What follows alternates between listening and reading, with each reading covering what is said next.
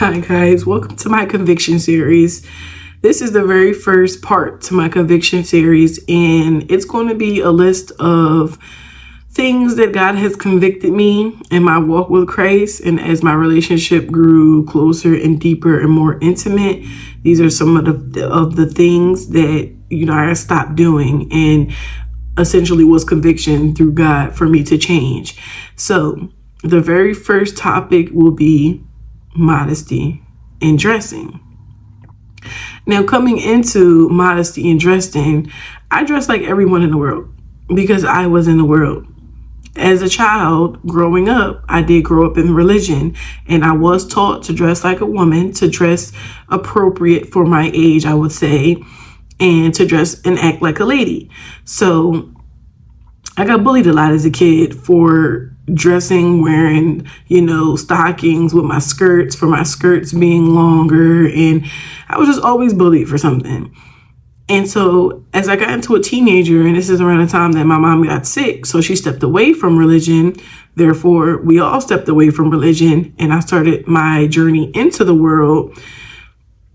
My very first friend, had to kind of like show me the ropes and basically tell me, like, I accept you for who you are, but it's survival of the fittest. And if you don't fit in, you're going to stand out. And standing out in these type of environments, you don't want to stand out because they're going to bug you. They're going to bully you. They're going to bother you. It's going to be giving yourself torment. So the very first thing she helped me with is the way I dress. She was like, listen, your skirts come all the way down to your ankles. They go past your knees. We don't really do that.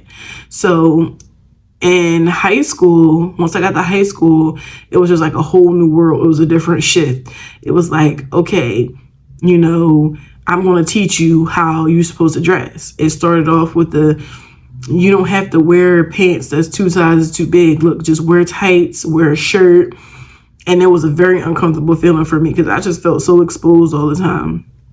I went from innocence to being able to be around boys my age, men my age, and not be sexualized, to now being put in a world to show off every, crevice of my body and curve. So now put me in a world where people sexualize me, and men and boys my age looked at my body. And it was very uncomfortable for me. And it was like, I fought it a lot. And my friend would just tell me, like, it's just something new. Like, you're just going to have to get used to it. After a while, it'll be like, second nature. And I just noticed how everything changed. Like, my relationship with my friends that were guys, my relationships with people who, I was just meeting. And I started noticing, the way men looked at me now. And might I mention, I was a very curvy girl. I had, features of a woman in a little girl body. And even as a teenager, they just got to be, curves and features of someone, of a young woman in her mid-30s, I would say. So I would say I was blessed in that area, but it just brought unwanted attention. And I noticed a shift, and I'm like, I don't really like it. And I never liked it. To this day, I still don't like it. But it was kind of like, you just got to play the part and you fit in. So me being in the world for 15 plus years and just, those same desires, that same innocence stayed with me. Like, I wanted to do everything right. I want to get married. I want to, have children. But then it was just like being in an environment. I'm like, boys don't approach me unless they check me out first and look at me and look at my physical features and then decide, I want to talk to her, or, I want to entertain her. And I thought that maybe that was just a teenager thing because teenagers aren't that serious about, commitment. Whereas though me, I've always thought that, once you get in a relationship with somebody, that's who you get married to and you start a family with. But in the world, it was completely different. It was just like relationships are relationships. People just do it, and they get in relationships to like pass time and do all these things and, for experience. And that was conflicting for me. So, as I was a teenager and I kept going, I still had my innocence. And it wasn't until I was officially a young adult is when I lost my innocence. And in a way, it's like I put myself in a position to now be overly sexualized, or for these worldly men to like view me as, a piece of meat. And for the longest time, like I've battled with this in my mind, but like it was always, I just felt so uncomfortable. And I've always felt uncomfortable around men. I always hated the fact that men watched me, men looked at me. They looked at, and a lot of times they wasn't looking at my face. Most of the time they wasn't looking at my face. It always made me uncomfortable. That never went away. It stuck with me from the time I went into the world all the way until just this past year and a half. It just made me so uncomfortable. It made me so disgusted. It made me so frustrated. Like, why are these men looking at me like that? And so throughout the relationships that I had, I always was like thinking in my mind, like, are you only with me because of what I look like? And superficially, a lot of those relationships was that. Now, I wasn't in a whole bunch of relationships. I would say maybe 2 or 3. But in those times, I felt like it was superficial.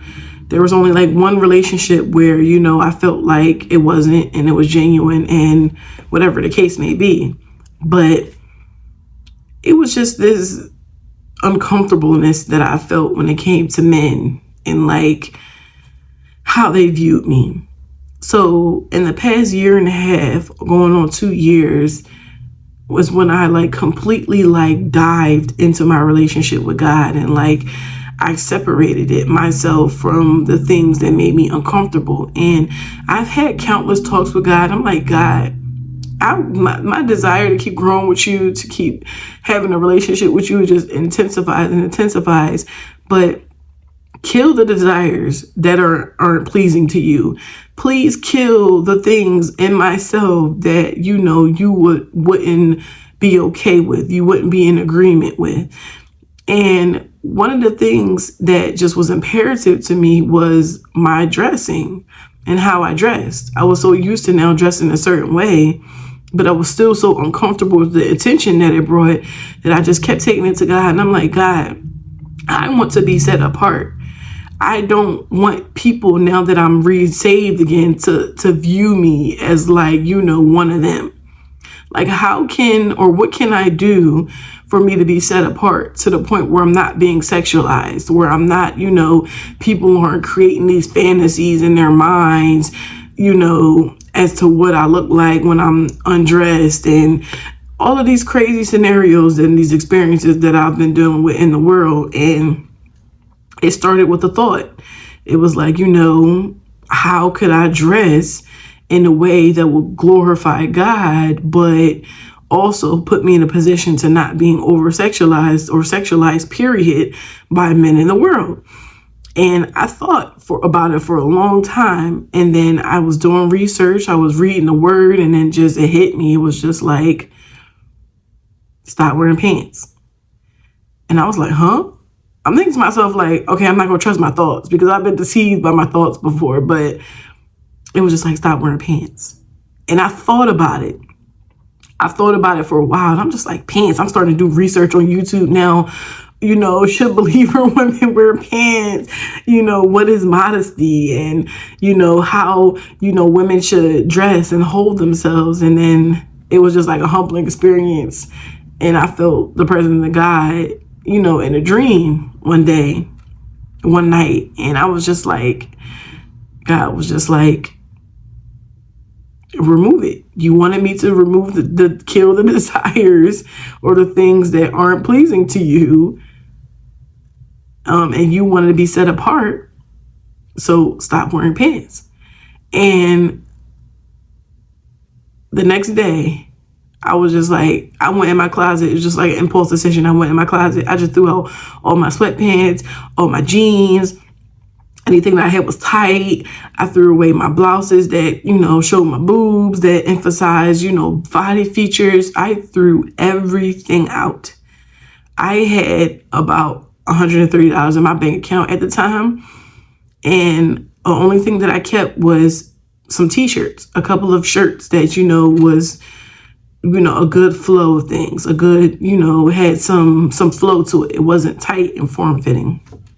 So I ended up keeping those, and I just went online and I just started purchasing skirts and dresses, and I just felt my heart racing. And I threw away my Jordans. I was a sneakerhead. I threw away my high tops, my mids. I threw away all of my designer Jordans that I had a collection of. And I was just like, I was hurt. And as I put everything in the trash cans and I ran back inside my apartment, I was just like thinking like, oh my goodness, did I make the right decision? Did I do the right thing? And in those moments, it was just like, once the clothes actually got delivered and I've tried them on and I had my new skirts and my dresses, it was weird. I'm like thinking to myself, like, what am I do when it get cold? Or, now how are people are going to stare at me? And just all the normal things that your mind will go through with this drastic change. But my very first time walking outside and just being in the world as my new self, men stopped sexualizing me. Men stopped looking at me. It was like I became this virus, I would say, to the point where I could walk past and people wouldn't care. Like, I could walk past a group of men and they wouldn't turn their head. It was just like the amount of relief that I felt. And I was like, oh my goodness, like all this time. And I just noticed that all it took was a simple change in the way that I dressed is how everything completely shifted for me. It went from me, people seeing me, they see me with my tattoos. They just like, yeah. So they start talking to me, how people in the world would normally talk. So now my clothes different. I'm wearing a longer skirt, It was just like I feel like I just unlocked a new version of myself that was just buried for so long. And it felt comfortable. And as I was having these interactions in the world, I noticed that they weren't the same. It was either me being ignored by people or now people thinking twice about saying certain things to me. So like they'll be uncertain. Oh, should I say so? And it was like people that would like, at the time I was using Lyft, people would like, I would get in their cars and these men will be talking and then they'll look back at me and see me and they'll be like, oh, like, how you say something you shouldn't say? Like, it'll be one of those type of moments. So I was just like, oh, okay. And then I started thinking about my sneakers again. And I'm like, oh, my Jordans. And then it just hit me. And it was just like, these are tennis shoes. All of your Jordans are men's sizing. Men's. Now, they have Jordans in women's sizes, but men, why do you care so much about men's sneakers? So then the desire dissipated to me not even wanting to wear sneakers anymore. So it was just a shift in everything. And I did struggle for a while with it being new. And, I went from people being used to seeing me how I was to now this newer and improved version of me. And like, it came with a lot of turmoil. It came with a lot of side eyes, a lot of glares, a lot of people turning their nose at me, or now people trying their best to get away from me and not even be in my presence and step away from me. And for a long time, I just kept battling my mind thinking like, oh my goodness, like why, is my presence uncomfortable for people now that I'm dressing the way that I'm dressing? It's just clothes.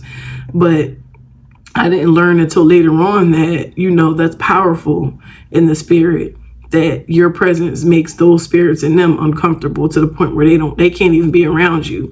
And that's a good thing. It's not a bad thing. So then, as I continue to work in my relationship, all the things, the materialistic things that I used to be so crazy about dissipated. Like, I don't care about having name brand shoes and paying so much money for designer this and designer that. It was just like, I just wear clothes to be comfortable. I just wear clothes because I need to wear clothes. I can't walk around naked. Like, it does not have to be $500 on a shirt, $20 on a pair of socks unnecessarily. So it was just like, I just noticed that shift. And it just changed who I was, but in the best kind of way, a more holy way, a more sanctified way. Now, people can have their opinions and say, well, this is personal conviction. It is personal conviction, but we have to think about what the word conviction means. So because of your own personal beliefs and your own desires, you think, well, that's just for you. That's not for everybody. Don't push your convictions on everybody. And if you had that type of mindset, then I honestly feel like you still have work to do. Conviction is conviction, and conviction is ultimately God, killing the desire of something that's not pleasing to him. So whether it's in me, whether it's in somebody else, whether you're not in that walk right now, eventually, if your desire is to continue to go closer and closer with him, God is going to convict you of things. And just because it may not be now, it could be later down the line. Again, everybody's relationship with God is different. Everybody's convictions are different, but convictions are convictions. So I would say take to heart. Don't look at my conviction with me dressing modestly and think that, God isn't going to love me. She's saying that God's not going to love me because I don't dress, I wear pants or I wear shorts or I do this or I do that. I'm not saying any of that. I'm simply just giving you one of my convictions, and dressing modestly was a very big conviction for me that has also helped me tremendously in my relationship with God. Now I'm able to maneuver, to move around, to be in the world with people, but not be of the world like people are, to be set apart. We are naturally designed to be set apart. All this inclusion, I'm all for it because we're all in the world. But at the same time, being set apart means you can't be inclusion, or you can't be included with people of the world. That's like yoking yourself to an unequally yoked people. And God doesn't tell us to, condemn people who aren't yoked and condemn people who believe, who are in the world and no. He tells us in the Bible all the time that, you can't condemn people in the world because they're in the world. Like, you can't judge anybody that's in the world because they're in the world. They don't know any better because that's what they chose and that's who they are. So this just whole experience with just dressed in modesty has helped me out tremendously, and in hopes maybe it'll help someone else out. If you're unsure, you're uncertain, I'll always say take it up with God first. That should be your first priority. Take it up with God and see for yourself. Everyone is different. You could have come from a church background as younger and, you were forced to wear skirts and dresses. And so now you were in the world and you starting to wear pants and you thinking oh, God's not going to love me because I'm wearing pants. No, nobody's saying that. Everybody's walk is different. But I know for me, I want to be set apart. And the best way for me, I feel like being set apart with my appearance is dressing in a way that it pleases God and dressing in a way that puts me in a position to not be sexualized by people in the world. Because men are creeps that are in the world. People in period can be creeps in the world, but that's just problems that I don't want anymore. And that's problems that I don't deal with anymore because now people look at me like, I can't even begin to describe when people look at me. They're either running away from me or they turning their face up at me without me even having a conversation with them, or just my presence. I just repel. I repel worldly people now, or worldly men to be. And that's great for me. That's amazing. And I love it here. I wouldn't go back. I wouldn't trade it for anything. Now, when it comes to the colder months, stockings, thick stockings, they have dresses, they have skirts that are flannel, they have things that you can be warm. If you're thinking I like to go out and I get adventures and I like to do stuff, how I'm gonna do that with a skirt? You can do that with a skirt. You can wear shorts under your skirt.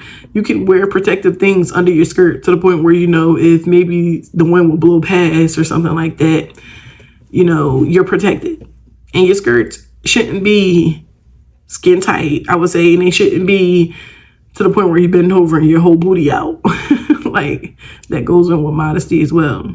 And of course, modesty isn't always dressing. It's the way you present yourself, is the way you carry yourself.